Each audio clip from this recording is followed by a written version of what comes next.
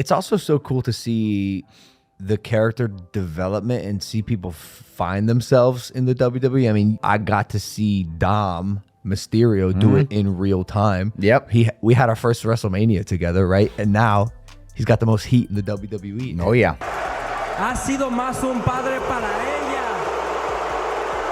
I always thought they were pumping in that noise. I didn't realize how loud it actually was when you were out here. A few years ago, Dominik Mysterio was seen as a failure in WWE. People claimed that he had no right to be on the main roster and that the only reason he was because of his Hall of Fame dad, Rey Mysterio. Fast forward to today, and Dominik Mysterio is one of the most popular wrestlers in the world and has just signed a huge big money contract extension with WWE. He is the biggest heel on the roster, constantly getting booed out of buildings, and even his wedding, apparently. Thank you everyone for coming. How did he do this? How did he turn his career around so drastically in only a couple of years? That's the question we're gonna cover in today's video. So, to start this video off, we're gonna go back to the first time I ever saw Dominik Mysterio. And that's Survivor Series 2019 when Rey was taking on Brock Lesnar.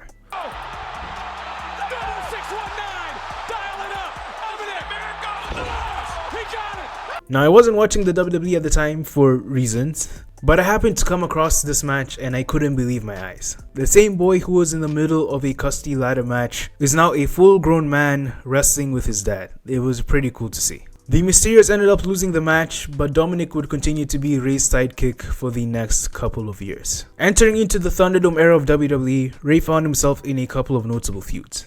Now again, I wasn't watching the WWE at the time for reasons again. Give me a hell yeah! So I don't know the exact details of what happened, but these are the things I remember being talked about. First up, you have the feud with Seth Rollins where Rey ended up losing an eye and Dominic got brutalized. Next up, you have the feud with Roman Reigns where Dominic was thrown into the abyss.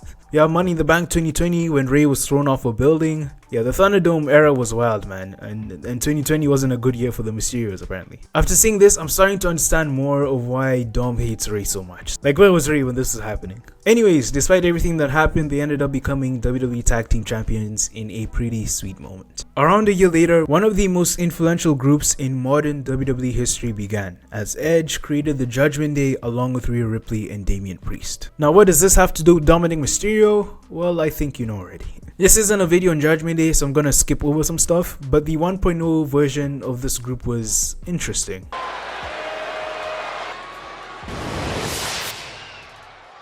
Edge was eventually kicked out and was replaced by Finn Balor. The newly formed Judgment Day would relentlessly try to recruit Dom into the group, but would be met with rejection after rejection after rejection. And they didn't exactly take that too well.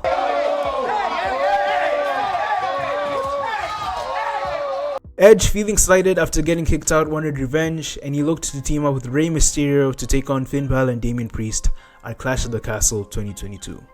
Rey agreed, much to the dismay of his son Dominic. Tobias Harris over me? This ended up being a really bad move by Rey.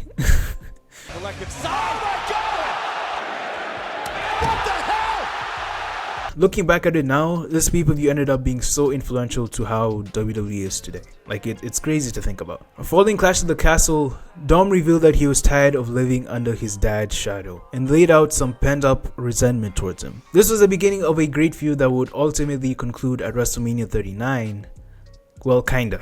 It's important to note that a majority of WWE fans still hated Dominik Mysterio at this point, and not in a good way. They felt as though he couldn't wrestle, he couldn't cut a promo, he was bland, uninteresting, and he was only there because of his dad. WWE Creative was really smart to use all of the negative attention he was getting to their advantage, by turning him heel and leaning into the fans' opinion of him. Over the next couple of months, Dom would repeatedly torture his dad. This included taunting his dad to hit him, but when he relented, hitting him with multiple 619s instead. Ruining a family Thanksgiving, trying to ruin Christmas but instead getting arrested. Hit me. That's what you want for Christmas, isn't it? Hit me. I won't make it in jail. Don't let them take me. This is where the prison Dom arc started. You think this is a game to me? I served hard time. Eliminating his dad from the Royal Rumble before he even got in the ring, destroying the Mysterio mask, and worst of all, disrespecting his mother. Now, during this whole time, Rey was adamant about not fighting his son. even when Dom directly challenged him to a match at WrestleMania. But Dom took it one step too far as he started disrespecting his mother in front of Rey, and Rey couldn't take it anymore.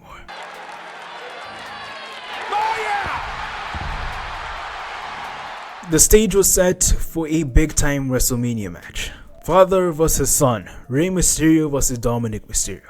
For whatever reason, both of these guys decided to go hard with their entrances. Dom got a prison escort and Rey entered with a lowrider as a tribute to Eddie Guerrero. It almost didn't matter how good the match was. The fans were already so invested in this story and these people as characters. Regardless, it was fantastic. It felt so good to finally see Dom get his comeuppance after all that he put his family through. This match to me is exactly what wrestling is about. Great storytelling in combination with great in-ring action. It's for sure a 5-star match if you ask me. Dom for the rest of 2023 would continue to wreak havoc with the Judgment Day, but didn't really do anything significant individually, so we're gonna fast forward to 2024. So I've glossed over it for most of this video, but Dom and Rhea ended up becoming a power couple, and would frequently be the highlight of Monday Night Raw. It seemed like they had a one-sided relationship going on when it came to decision making and other things. I'm sure that wouldn't cause any problems later.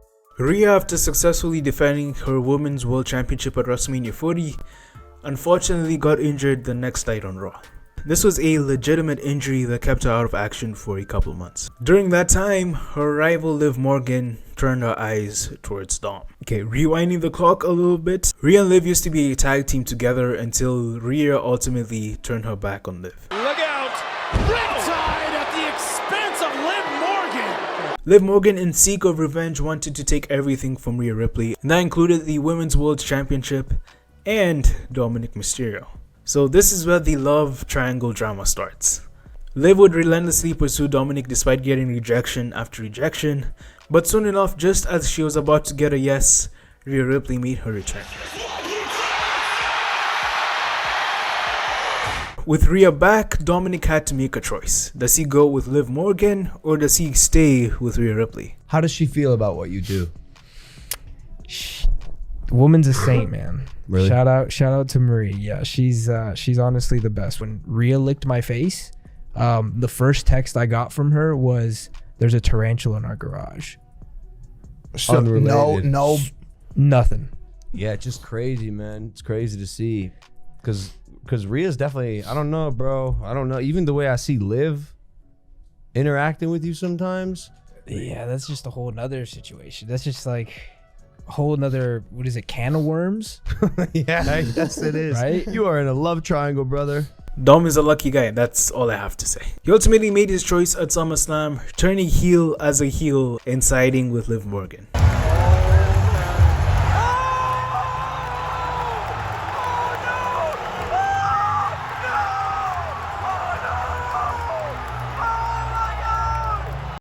That brings us to today. Dom has been one of the biggest heels in the WWE for a couple of years now and has shown no signs of slowing down. What a fool. What are you talking about? Dom. I mean, Dirty Dom's like only a couple feet from us, Cole. If he hears you... Oh, and a cheap shot by Mysterio. What is that? What is that? What is that? You shouldn't even be out here. In 2023, he wrestled the second most matches, only being beat by Cody Rhodes, and you see this reflected in his in-ring work. He's gotten so much smoother in the ring, it's crazy. He now has a defined character and is really good at getting the crowd to react in the way he wants them to. Overall, Dom has improved so much, and looking back, it seems silly that none of us saw the potential in him. But it looks like at least one person did. 6 months ago, he's gonna be a top heel in the business. What happened? You believed it? And I was like, yes. I that's the visionary part. I could see this coming. I'm like, he's not built to be a babyface. He's Rey Mysterio's kid. Like, he's the same thing. Like, people think he's getting handed everything, you know? Yeah. They're gonna love him at first, but eventually it's all gonna come back around. That has been the story of Dominik Mysterio and how he got so popular in the WWE. Hope you guys enjoyed. I'll see you in the next one. Bye. How does it feel to be Rhea Ripley's little bitch? Oh, man, you know what? It feels great, actually. It's a blessing in disguise. Because I mean, look what the Judgment Day's done for me. Look what Rhea's done for me. I mean, I wouldn't consider myself her little bee, but more of like friends.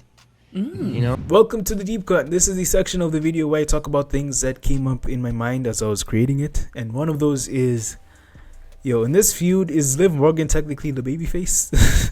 She should be, right? Because Rhea's the one who turned on her initially. But, with how the WWE crowds are, Rhea is now the face, even though she really shouldn't be.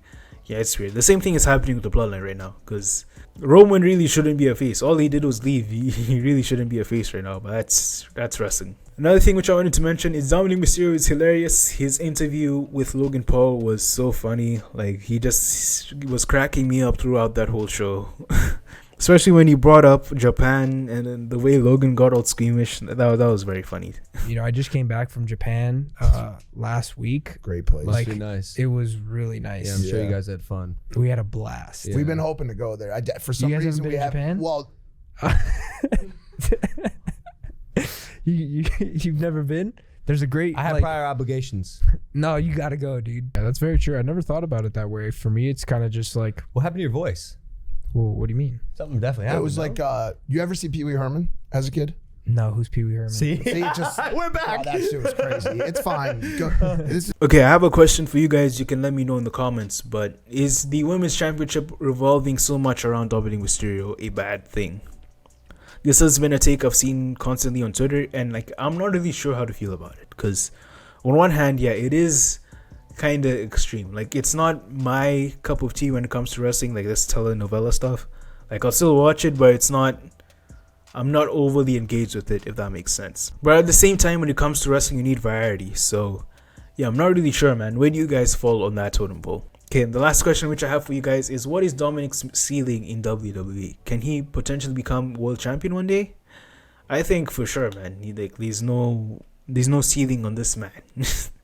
The only ceiling is the one that he puts on top of himself. Like, legit. He has everything that he needs to succeed as a pro wrestler, so there's no doubt that he'll become world champion soon enough. Alright, that's my deep thought. I'll see you guys in the next video. Bye.